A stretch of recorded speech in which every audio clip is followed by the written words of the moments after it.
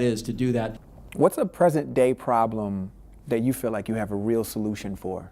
You know, because we're often, as creatives, we often feel like, you know, there are things that we think should change, and we have ideas, and usually they look at us and, oh, you're a musician, so what do you know? Right? Or you're a celebrity, or, yeah. Right. Sure. But for you, it's so emotionally grounded where you come from. What's a real problem that you feel like you have a good solution for? Great question. I think the biggest problems, at least in my country, in our America, all stem from one place.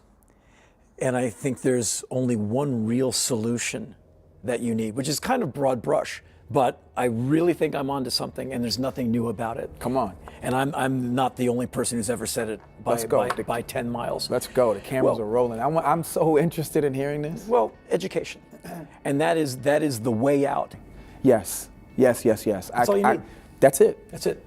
And it would solve everything from income disparity to even having an argument about marriage equality. Your prisons would empty. That's right. Domestic violence would plummet. Transfer of STDs from one young person to another would fall off the radar. America would be the skinny Elvis for the rest of the world, because you'd have this country full of switched on, very funny, very helpful, incredibly wonderful people, which we are already, but with an intellectual upgrade across the board. The fact that America is not number one in literacy in the world, and we're like way far down the list, should be the albatross that hangs around America's collective neck. I'll debate anyone on this, and I'll win. Because if you want things to get better, I can only look at myself as an example. I'm no genius. But I disagree, but go ahead. I was given a fair education. And so why do I not want to rob a liquor store? Why does it not occur to me to go and perpetrate some violence or to blow up something? I think it has a lot to do with my education.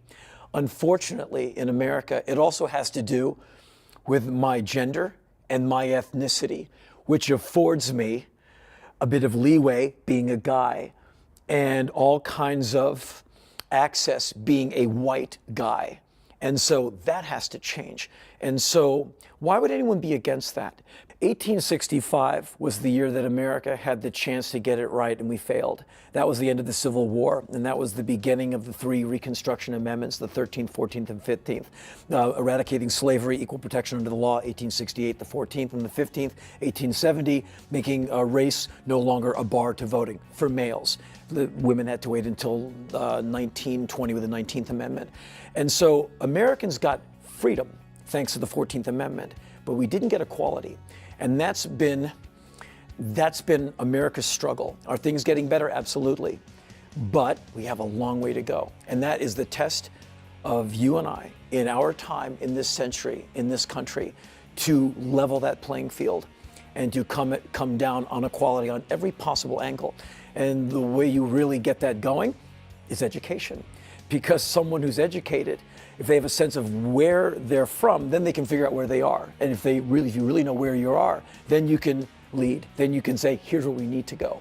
But only with a firm understanding of what came before can you get to the rest of all of that. And Americans are great. Really good bunch of people. We deserve better. We deserve more transparency in our media. We deserve more representation in our wonderful democracy. And so how do you get that? The same thing that makes everything else better in this country. Education. Bingo. I treat these episodes like college courses for me. Well, thank you. This is by far one of the best degrees I've gotten. Thank you.